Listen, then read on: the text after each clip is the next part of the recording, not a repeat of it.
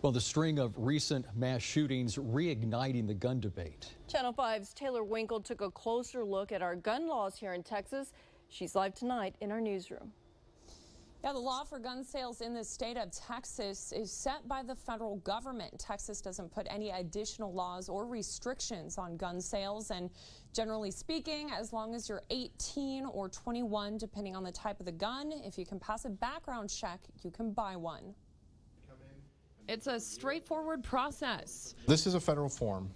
One page of paperwork for me, another for the person selling me the gun, and a phone call to the feds. Thank you for calling the FBI Criminal Justice Information Service Division. Altogether, about 15 minutes. You may proceed. That is a proceed? That is correct. Thank you. Thank you.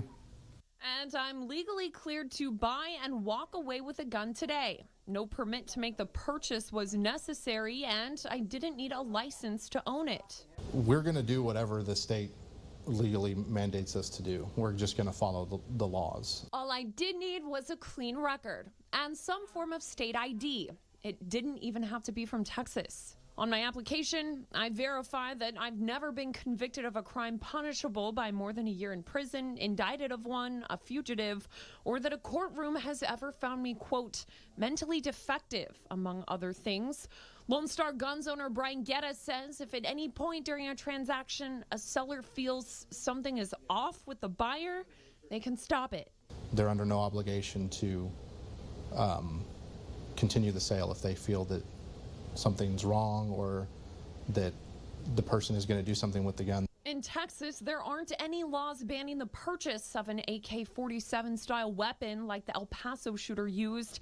There's also no red flag laws blocking someone in a crisis from buying a gun or allowing courts to intervene when a person shows warning signs of violence. It's an idea the president floated earlier this week, and now the time for talking is over. The time for action began today. Some Texas lawmakers agree. If there are things that we can do, I know there's a lot of discussion about so-called red flag laws that have been passed by a number of states.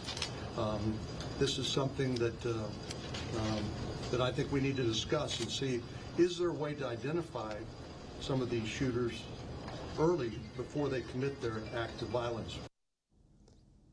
During this last state legislative session, lawmakers did expand some gun laws, including one that removes the limit of how many school marshals can carry on school campuses. Reporting live in the newsroom, Taylor Winkle, Channel 5 News at 10.